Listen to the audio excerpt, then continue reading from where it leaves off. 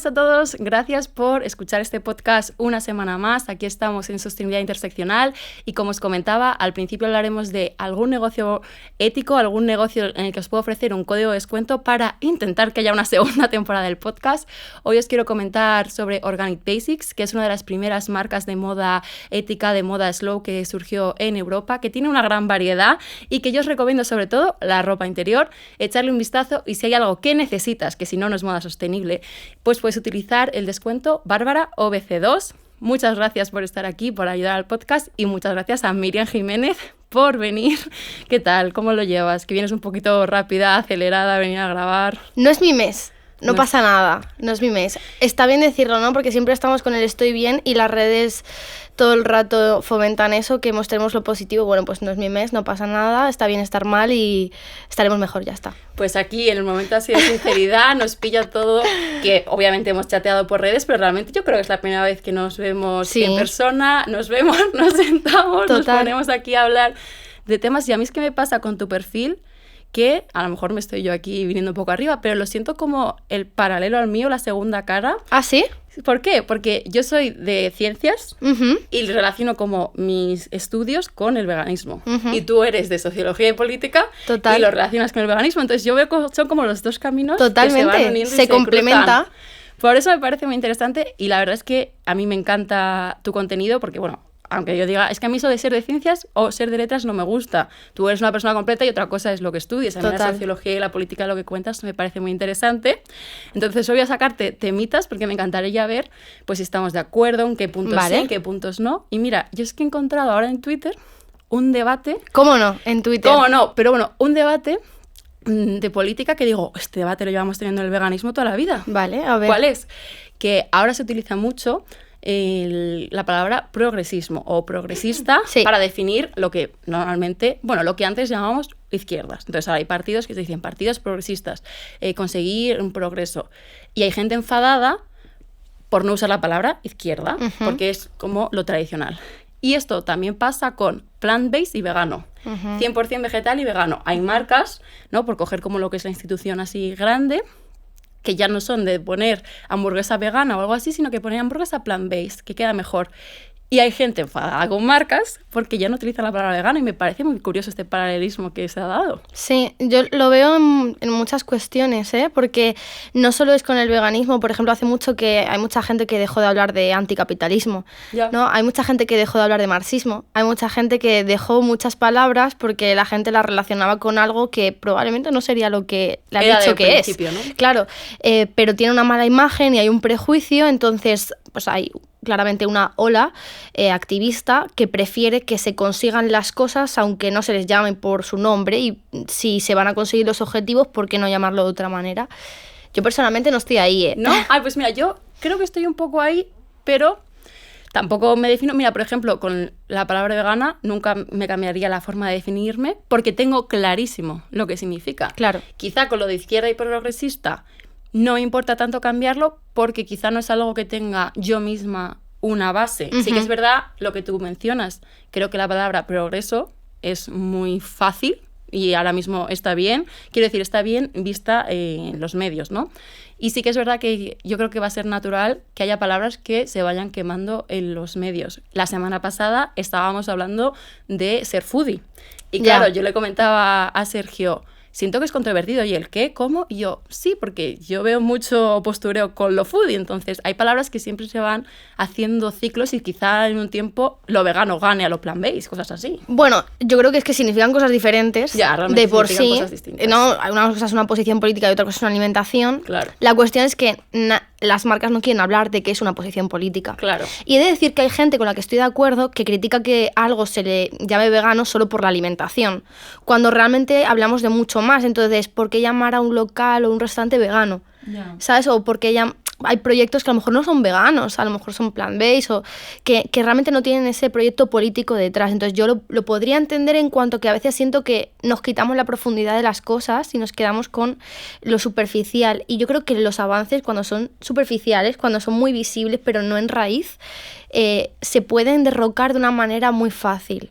Entonces, en cambio, si el cambio es profundo y de raíz, es muy difícil derrocarlo porque significa que ha habido una concienciación, ¿no? Tú no te quitarías el nombre de vegana porque estás concienciada con lo que significa, pero una marca no, y menos cuando somos un nicho de mercado para ellas, ¿no? Obviamente. He de decir que la palabra progresista, de hecho, a día de hoy tiene ya muchas connotaciones negativas. Entonces, obviamente lo van a intentar generar igual que con el resto de palabras. Sí, claro. El progre, la izquierda woke, ya tenemos, incluso yo he llegado a insultar a la izquierda progre, ¿no? En plan de que todos podemos entrar un poco en esa dinámica en algún momento y darnos cuenta de que si tú coges otra palabra, te la van a ensuciar igual. Sí. Yo siento que con todo esto, y seguro con más temas que tocaremos, mi conclusión, y de hecho he llegado hoy a esta conclusión, te la regalo. ¡Qué bien! ¡Una primicia! Sí. Mi conclusión es que si en algún momento estamos perdiendo la batalla cultural que se está dando socialmente, es por esto, ¿no? O sea, la batalla, para que me entiendas, porque hay mucha gente que no entenderá esto de la batalla cultural. Sí. La batalla material en cuanto a qué modelo económico elegir, capitalismo o socialismo, se perdió.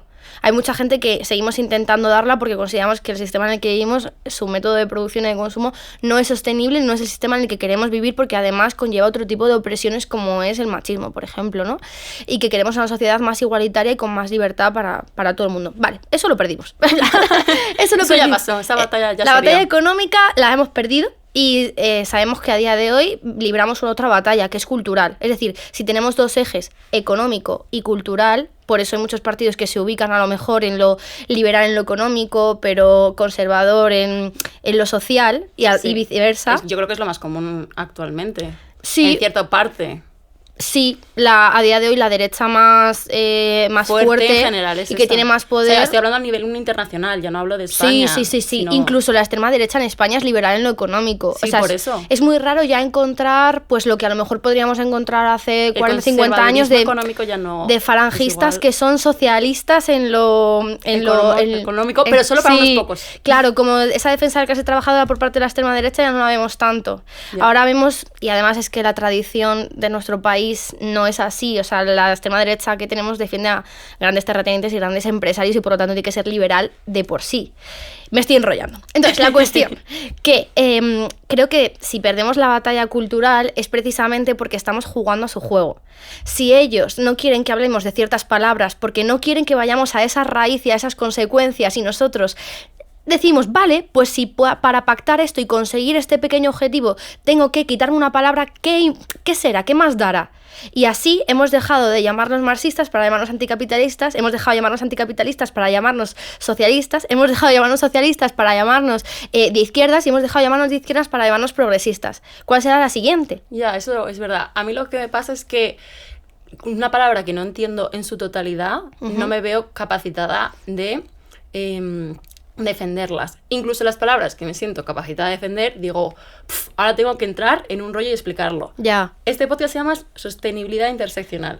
Dos palabras que yo creo que no entiende ni el tato. Ya. O sea, imagínate, allá que he ido, además las he juntado, pero son dos conceptos que para mí representan lo que me define. Y por eso digo, venga, adelante. Además, como no la conoce ni el tato, nadie me la va a robar como título. Pero sí que me veo teniendo que hacer una pedagogía constante. Y a veces me veo también, por ejemplo, con lo de interseccionalidad, que el uso que se usa ahora mismo, el uso común actual, por lo que yo sé, no es exactamente el mismo uso con el que empezó desde la rama filosófica sociológica. Yo el uso que le doy, así definido como para Internet, es... tú no entorpezcas la lucha de otro movimiento social por seguir la tuya. Por ejemplo, mira, un ejemplo ya histórico. Las sufragistas blancas estadounidenses se alinearon con personas que no les querían dar el voto a ellas, pero tampoco se lo querían dar a las personas negras. Entonces, como ellas no querían dárselo a las personas negras, acabaron poniendo bruces a las dos luchas, al voto negro y al voto de las mujeres. Para mí la interseccionalidad es el voto negro, el voto de las mujeres. Se une para conseguir el voto de los dos. Pero lo que no significa es que no pueda haber una causa específica. Por ejemplo, que tú eres vegana, no digo tú, digo un ejemplo de persona, alguien que diga que todo su tiempo de activismo solo lo dedica al veganismo. Vale, perfecto, o sea, no te obligamos a que estés en todas las luchas, pero no lo hagas entorpeciendo a otras. Por ejemplo, con el veganismo podemos acabar cayendo en criticar la carne halal y fingir que la carne que se vende en España no halal es estupenda, ¿no? Y solo criticar y generar que se crea que es más cruel la carne halal que el resto, cuando los mataderos son todos crueles, da igual qué etiqueta le pongas detrás. Totalmente. Yo es que, para mí, yo entiendo que hay muchos conceptos, sobre todo que a lo largo de la historia, y si se tratan de diferentes disciplinas, desde diferentes puntos de vista, pueden tener palabras diferentes. Por ejemplo, plusvalía tiene significados diferentes, claro, ¿no? Entonces, yo que vengo de una tradición feminista y de una militancia feminista, para mí la interseccionalidad precisamente es no participar de ningún tipo de discriminación y tener una visión. Para mí es más la visión con la que tú analizas algo y con la que tú haces una propuesta, que es que esa propuesta o esa idea no vaya en contra o en detrimento de otras luchas o de sí. ¿Sabes? Yo sigo también tu visión. Claro, porque eso que dices, podemos caer en puntos de vista blancos, etnocéntricos. A mí me pasa mucho con el veganismo, ¿eh? A mí, sí. Yo me enfado mucho porque me acuerdo de ver un documental que iba sobre el tema de la matanza de los delfines en Japón, creo que se llama La Cueva, de Cave, creo, está en YouTube libre. El documental me gustó mucho, pero me enfadó un montón porque te vas a Japón a criticar otra cultura de gente que, mata delfines a machetazos, porque los delfines te parecen muy cookies. Ya, pero tú en tu país comes lubina y la lubina te da igual. Por ejemplo, no sabemos por ejemplo, director, pero es o probable. ¿por qué no vas a los acuarios de tu país? Ya. ¿Sabes? O ¿por qué no te centras en lo que hay en tu país, no? Aquí, por ejemplo, nos puede parecer una barbaridad la matanza de focas que se hace en no sé dónde. Ya. Vale. Me acuerdo que también había otra matanza de animales por Nepal. Las Islas Feroe son muy famosas porque una vez al año matan un montón de ballenas y han cerrado fronteras esa vez al año porque mucha gente va a quejarse de que matan ballenas. Sí. Y no digo que no nos movilicemos contra eso, que no se haga una crítica, pero que todas tus fuerzas se centren en eso. Ya. Cuando tú en lo local y en lo cercano tienes mucho que revisar, esa es una visión etnocéntrica que no tiene interseccionalidad. Realmente es muy como el Salvador blanco, sí. El Salvador vegano, ¿no? Estaba pensando eso. Yo es que, por ejemplo, pues estando aquí en España, puedes hacer todos los documentales de tauromaquia que quieras, ¿no? Y de caza. Y un montón de cosas. Yo sí que además creo que el activista local es el más efectivo porque va a entender un montón de cosas y va a saber cómo informarse y de qué punto hablar. O sea, me parece muy estúpido esa moda que se puso, que yo creo que ya no está, que es como Patreons y financiar activistas que van a viajar por el mundo a hacer cosas. Y es como, es que es mejor darle pie y alas a las personas que estén ahí y que ya pueden hacer activismo. Salvador Blanco, tenemos suficiente racismo en España como para que vengas a arreglarlo aquí. O sea, quiero decir, si quieres hacer algo contra el racismo, puedes hacerlo aquí o en el país que me escuches.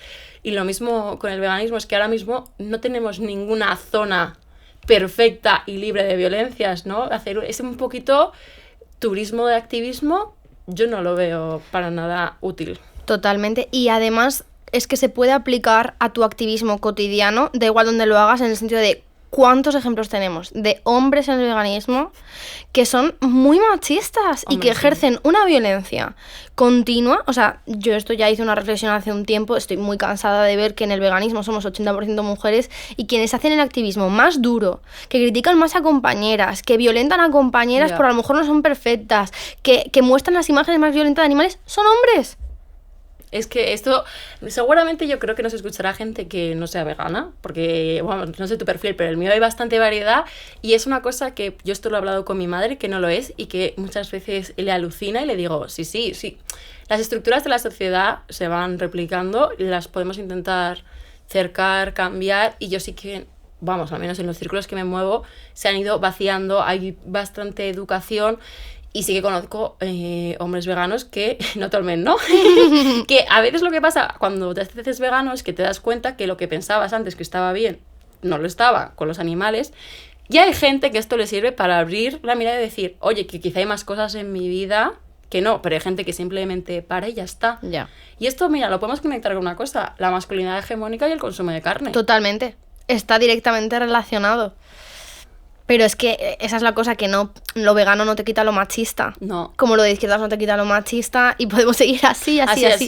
Pocas cosas. Solo lo feminista te quita lo machista, ¿no? Podemos resumirlo así. Y aún ¿no? así es muy difícil, entonces... Y aún así nos quedarán cosas a nosotras también que claro, quitarnos. Para mí la interseccionalidad claramente es esto, es tener diferentes miradas y no participar de ningún tipo de discriminación. Pues mira, sí, la verdad que nunca lo llegué a explicar, así que si estabas dudando por qué se llama el podcast así, ya conoces lo que es el concepto de interseccionalidad. Venga, vamos a bajar un poco a tierra. Venga. Bueno, no lo sé si esto es bajar a tierra, pero quería preguntarte cosas medio de actualidad y ver como mi visión más científica, la tuya más... Bueno, las ciencias sociales son ciencias, pero la mía más como de datos de evidencia. ¿Qué opinas, por ejemplo, de el impuesto a la carne, no que haya ahora, sino la idea de poner unos impuestos a la carne para ayudar a reducir el consumo? Yo creo que es una medida que puede ser útil a corto plazo para los animales y que puede reducir el consumo de carne, evidentemente, pero que va en contra para mí de la clase trabajadora, porque no creo que sea una medida que se aplique para todo el mundo, sino para quien se lo pueda permitir, ¿no? Entonces, no va acompañada de una concienciación, no va acompañado de un vamos a dejar de comer carne porque no es sostenible, porque tal, porque patatín, no. Es un castigo, es una multa. Y eso va a hacer que quien pueda seguir consumiendo carne, incluso que esa carne tenga un impacto medioambiental increíble, o el pescado, ¿no? Sí. Que el pescado es muy caro. Sí, ya lo es. Pues que lo siga haciendo. En cambio, quien lo deje de hacer no lo va a dejar de hacer por conciencia. Lo va a dejar de hacer porque no se lo puede permitir. Y yo creo que los cambios que queremos precisamente no son por inercia, ¿no? No queremos, al menos yo los... Es que a lo mejor a la gente le suena muy utópico, pero yo no quiero ser paternalista con la gente y decir, ay, pues te voy a poner un castigo y para que no hagas esto, como concienciarte me va a costar mucho, te voy a castigar, te voy a poner una penalización para que no te lo puedas permitir. Hay mucha gente que probablemente no sepa después cómo sustituir. Ya, yo creo que lo pienso, la sustitución. Yo creo que cualquier política pública tiene que ir acompañada de otras muchas y tiene que ir acompañado de concienciación, pero también de lo que te pide la demanda de la ciudadanía. Yo no veo que la mayor demanda del veganismo sea poner un impuesto a la carne. Podría empezar a ser, perdón, nada. Podría empezar a ser quitarle las subvenciones. Mira, eso lo iba a comentar yo. Yo esto no lo planteaba tanto desde el veganismo, sino más por la sostenibilidad de estas cosas que se plantean, porque ahora mismo no hay ningún debate de veganismo a nivel político. Lo hay de salud y sostenibilidad. Claro, lo que sería estúpido es ponerle un impuesto a la carne cuando tiene una subvención constante. Es como... ¿A quién va a beneficiar? Y se lo quitas. Al empresario. Es estúpido y sobre todo porque... Es que no, o sea, con el alcohol, imagínate, porque yo entiendo que el tabaco, el alcohol, ahora mismo las bebidas azucaradas, esos impuestos más altos han funcionado para bajar el consumo y en este caso el contexto es porque el Estado está moralmente obligado a no promocionar estos productos que son malos para la salud. Pero ¿qué pasa con la carne? Lo tenemos en el IVA más bajo. Tiene la mayoría de las subvenciones, sobre todo la ganadería industrial. Entonces, realmente con la carne yo creo que sería darle una vuelta completa al sistema de subvenciones. También entender que no debería estar la carne en el IVA más bajo de la comida. Esa es mi opinión, ¿eh?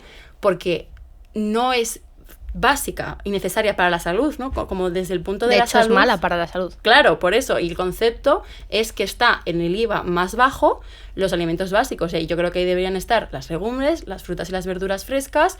La leche de vaca tampoco creo que esté ahí. Y una cosa que pasa, las leches vegetales, no los batidos, azucaradas, tienen un 150% más de IVA que la leche de vaca. Pues me parece, por ejemplo, que ahora mismo sería más bien, más que plantear un impuesto, replantear cómo funciona el IVA, cómo funcionan las subvenciones. Y una vez ya, si se hace todo esto y aún así no funciona, quizás sí se podría plantear, pero en algunas concretas. Yo creo que la carne procesada, por lo que decimos, de la salud y de ser un cancerígeno. Por eso me parece que sería un grupo en el que incluso cuando ya esté como todo ordenado, se podría plantear, y además yo sí lo veo como un cierto favor a la clase trabajadora, que quizá no pueda tener información nutricional y se la esté colando campo frío con que sus salchichas son buenísimas y le esté afectando. Porque, por ejemplo, el impuesto a las bebidas azucaradas, sobre todo bajo el consumo en la clase trabajadora, en las clases más bajas. Y esto no es porque hay algo ambiental, sino es para ayudar a estas personas que son las que más sufren de diabetes y las que más sufren de enfermedades asociadas con el consumo excesivo de azúcar. Ahí es el contexto en el que yo lo veo que puede ser útil. Lo que pasa es que cuando hablamos del impuesto a la carne estamos hablando del tejado. Es como, tenemos que irnos a la base porque es que todo el sistema de subvención agrario es una cosa basada en terratenientes y en terratenientes sobre todo de ganadería industrial. Totalmente. Es que además yo creo que en concreto la carne, como tú has dicho, es diferente al resto de productos, aunque el argumento podría ser el mismo. Si es malo para la salud, le pongo un pico de IVA para que eso vaya a sanidad y poder así dedicarlo a luego así, curar a esas personas. Claro, es que vivimos en este sistema. Ese es el argumento que hay para el IVA del tabaco. Claro. Y para el alcohol, etcétera. Pero en concreto es que, claro, tú no tienes el tabaco como parte de tu alimentación básica. Es que hay que empezar por cambiar las pirámides nutricionales, por empezar a subvencionar alternativas vegetales, por promocionarlas, etcétera, etcétera, etcétera. Como que yo creo que hay muchos pasos primero. Es que las verduras frescas y los frutos secos, que son sanísimos, es de lo más caro que hay en la cesta de la compra. Entonces, habría que subvencionar, en mi opinión, alimentos que son muy sanos, que su producción es difícil, que por lo tanto te sale más caro. Es lo que pasa con los frutos secos, es una producción mucho más difícil que monocultivos de trigo, por ejemplo, y por eso te salen esos precios tan altos. Pues que la gente pueda comer pistachos, nueces, cacahuetes, avellanas. También te digo, legumbre, garbanzo, lentejas, es que eso ya es baratillo. Lo digo claro, por eso digo que yo no creo que una alimentación vaya a ser más cara, porque al final los frutos secos tampoco necesitas comer tantos. Ya, eso también es verdad. Entonces, como que ese precio se ve más reducido en cuanto a tu uso semanal. ¿No? El impacto de ese gasto en tu semana no es tanto porque realmente los frutos secos te deberían de durar mucho. Sí, a ver, sí. Pero bueno, yo sí que en este planteamiento de subvenciones sí que me lo imagino como un poco por ahí. O sea, bajar... Quitar las subvenciones. Ahora había una petición para pasar las subvenciones de la ganadería a la agricultura, empezar a reorganizar los trabajos, las profesiones, eso. Si queremos jugar a la reforma es lo que toca. Pero yo creo que ponerle impuestos, pues es como ahora como han hecho con subir los precios en los supermercados. ¿A quién ha beneficiado? A unos pocos. En cambio se ha penalizado a la clase trabajadora y yo creo que la interseccionalidad va de eso, de intentar tampoco penalizar a la gente que está más en riesgo de exclusión social, etcétera. No, totalmente. Y esto, entonces, ¿crees que, por ejemplo, el vídeo de Garzón de concienciación, ¿crees que desde organismos públicos, no ONGs, alguien como es un ministro de Consumo, es útil? ¿Tú crees que sirve esta concienciación también desde esta perspectiva? ¿Sirve para una persona que quizá no tenga suficiente información, de repente informarse por el vídeo de Garzón sobre sostenibilidad y salud del impacto de la carne? Yo creo que sí. Lo que pasa es que tiene muchas resistencias. Tiene muchísimas resistencias y es muy difícil. Es que la industria ganadera tiene un gran poder. Sí. Y la industria alimentaria, en general, sí. En general, es que son 4 gatos que se reparten todo el poder. Entonces, es muy complicado luchar contra eso. Por eso se necesita mucha organización colectiva, mucha concienciación de base, para que luego la ciudadanía no se vea vulnerable ante esos poderes, ¿no? Porque se está viendo que su alimentación va en detrimento de su salud, que están jugando, ¿no? Están subiendo los precios para que se beneficien unos pocos. Entonces, Garzón está bien que lo haga, tiene que hacerlo, pero necesitamos mucho más. Necesitamos que todos los medios de comunicación hablen de esto, pero obviamente, ¿quién hay detrás? Necesitamos que los actores políticos, independientemente de cuál sea, es decir, no son medios de comunicación, sino todos, ciudadanía, presidencia, todos, claro. Que hablen de esto, medios de comunicación, y que se ponga el debate encima de la mesa, pero es que tienen tanto poder que es también muy yo difícil. Creo que es lo de, tú hablabas del paternalismo, al cambiar las palabras. Yo creo que ahora mismo cualquier organización política que dependa de los votos de la gente, por mucho que sea una persona concienciadísima sobre la sostenibilidad y la salud del impacto de la carne, llegar y decir, es que sé que no les va a gustar. Entonces me parece casi paternalista, y es que es así, porque como tú quieres asegurarte el voto, hay un punto de no decir la verdad. A ver, también hay un punto que la mayoría de políticos no están informados sobre este tema. Pero la verdad que me pareció muy valiente eso por parte de Garzón, porque yo creo que sabía de sobra que le iba a caer. No creo que supiese tanto, porque fue una cosa muy grande. Fue muy grande. Pero culturalmente en España sabía que le iba a caer por atreverse a hablar mal de la carne. Yolanda, por ejemplo, lo dice cada 2x3, ¿eh? Ya, que no come carne, ¿no? Lo dice continuamente y tampoco, ¿sabes? Se le han tirado mucho encima, pero es que lo de Porque Garzón... lo deja más caer. Lo suyo, lo de Garzón fue un Sí. vídeo con un objetivo que es ayudar a que reduzcamos el consumo a nivel poblacional. Yo no creo que esos vídeos vayan a tener un impacto directo. Yo creo que ese tipo de hechos sociales o de cuestiones que de repente se viralizan y que llegan a todo el mundo, sobre todo impactan en la infancia. Y dirás, Anda, ¿por mira. qué? Pues sí, quiero saber por qué. Pues, no, por ejemplo, imagina tú y todos los que nos oyen, a lo mejor algo que de pequeños vieron en la tele y que se les ha quedado grabado. Yo tengo un montón de anuncios, de ideas, de noticias, de momentos históricos que se me han quedado ahí y que de repente, como con el tiempo, lo piensas. Por ejemplo, Pezqueñines no. Ay, totalmente, en mi cabeza, sí. Misma generación. Todos total. sabíamos que Pezqueñines no, eso fue una campaña.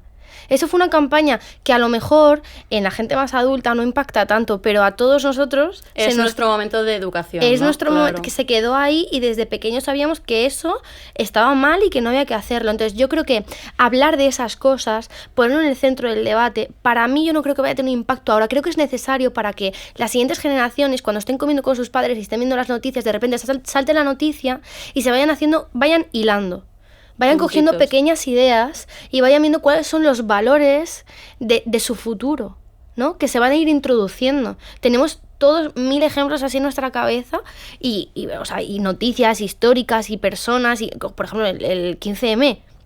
¿No? Todos sí, recordamos en ver. España es un Yo era punto muy clave. pequeña, todos recordamos verlo en la tele, todos se nos quedó como esas ideas de contra la corrupción, como que Sí. al final Y ha cambiado. Ahora, yo lo vi en algunas encuestas que la tolerancia a la corrupción en la población española ha ido hacia abajo, ¿no? Como que antes es como, todos son corruptos, Claro. y da igual, y ahora es como, todos son corruptos, pues habrá que echarlos cada vez que los descubramos. Y antes a lo mejor en otras generaciones, o sea, yo sí que creo que, por ejemplo, lo que tú dices, nuestra generación es mucho más difícil que justifique la corrupción, aunque sea del partido que tú hayas votado. O sea, es como el corrupto que se vaya, punto. y probablemente haya mucha gente que coma carne pero sabe que no está bien. Y se va haciendo la idea. Claro, entonces ya es un paso muy grande. Entonces yo creo que esas cosas hay que seguir haciéndolas, aunque no tengan un impacto directo, porque van a llegar a alguien, van a sembrar una semilla, y yo creo que necesitamos eso, sembrar pequeñas semillas para que luego vayan floreciendo y vayan, pues una intervención por aquí, un mensaje por allí, un anuncio en la radio, una campaña. Eso se va a quedar.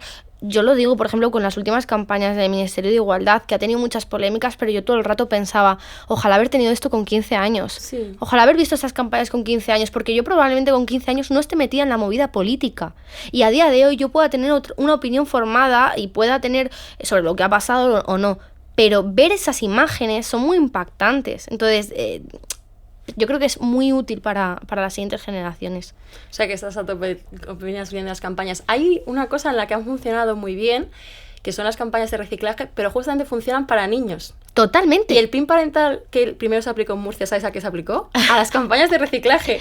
Y esto se piensa mucho, no, van a comer la cabeza a nuestros hijos. Y es que hay dos medidas que son lo que más funciona para hacer que la gente recicle. La primera, que tenga un contenedor de reciclaje cerca. O sea, que él desde su casa sepa cuál es el más cercano y que le parezca un camino que es el camino que haría al metro o al bus o lo que sea. Y la segunda son las campañas infantiles. Totalmente. Porque al final el reciclaje, para un niño lo ve y es algo que es como, esto es un problema muy grande. Uh-huh. Pero para un adulto que tiene tantos problemas en el día a día es como, ahora me voy a preocupar de la basura. Y me dio tanta pena lo del PIN parental a eso y a esa sensación de decir, ay no, que ahora va a venir. Yo es que me lo imaginé así, para un padre poniendo PIN parental a una charla sobre reciclaje. Yeah. De verdad, es que quien diga que esto es lavar la cabeza a los niños, yo que no sé, ya no sé cómo hay que explicar esto, pero yo estoy convencida que para la mayoría de padres que pusieron el PIN parental no es porque pensasen, no, les van a comer la cabeza, es porque pensaban, que no, que ahora va a venir por la tarde el hijo a casa y me va a regañar porque he mezclado la manzana con la botella.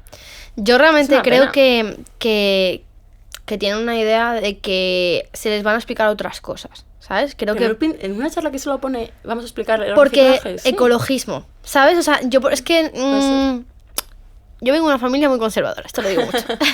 Y para mí el ecologista en mi casa siempre era una persona muy mala. ¿Ah, sí? Sí, los ecologistas que hacen cosas malas y prohíben cosas y gente que no hace el bien. Esa es la idea que yo tenía en mi infancia, ¿no?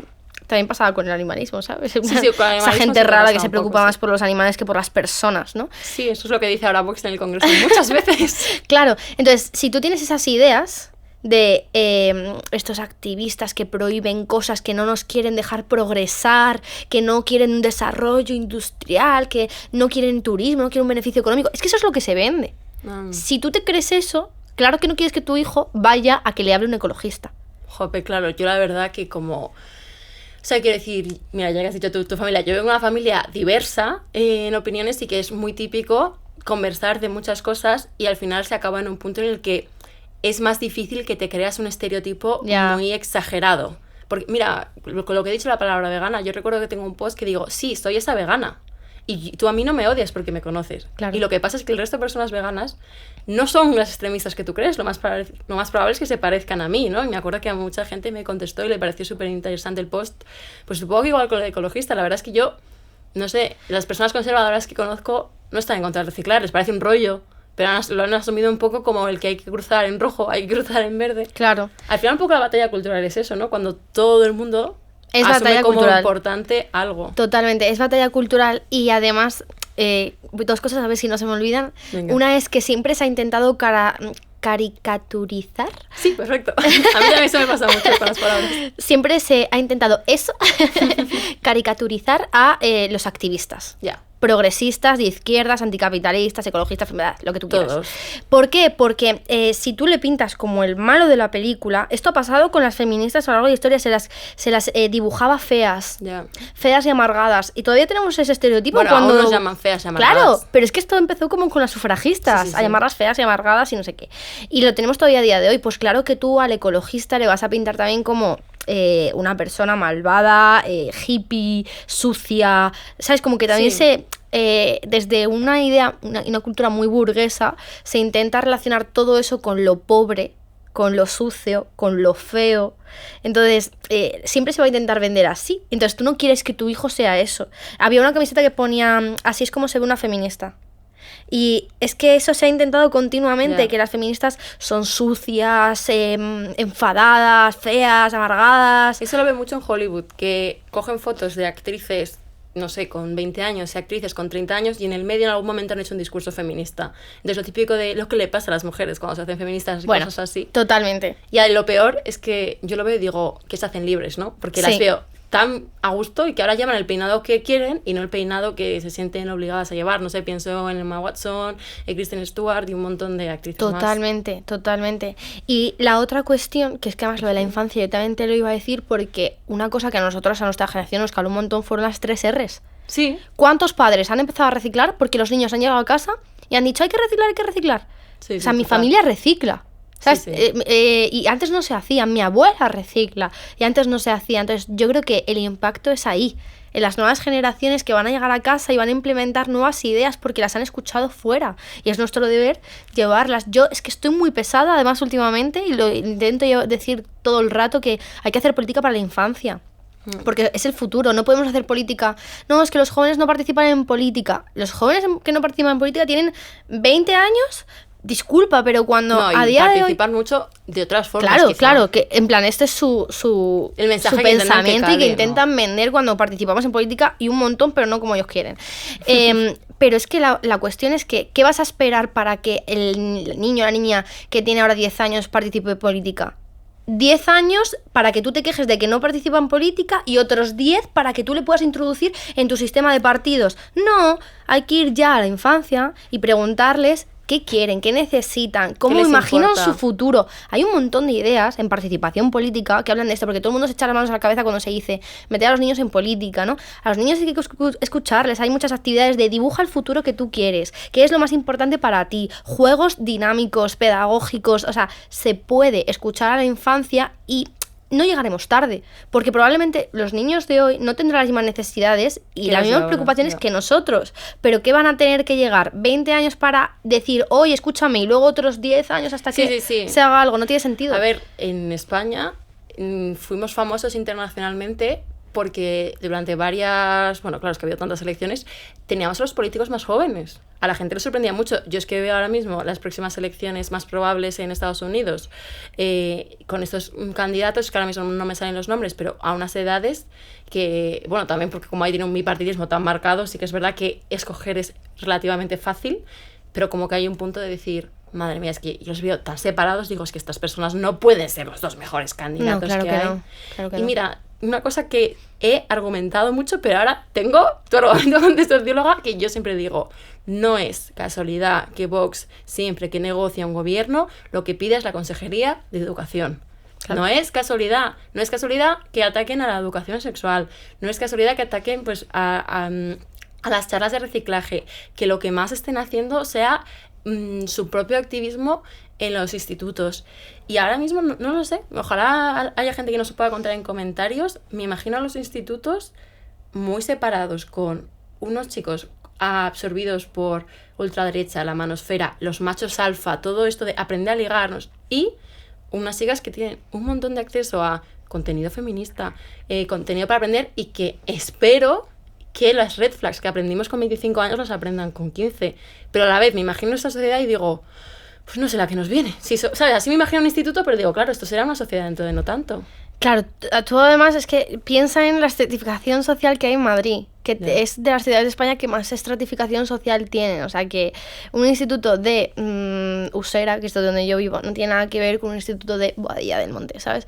Entonces ya partes de un lado totalmente diferente. Sí que así como a rasgos muy, muy generales, se ve como mayor inclusión LGBT, ¿no? Sí. Hay niños y niñas en los coles diciendo con 12 años abiertamente y siendo apoyados por sus compañeros que son LGBT. Por supuesto sigue habiendo muchísimas dificultades para muchísimas personas.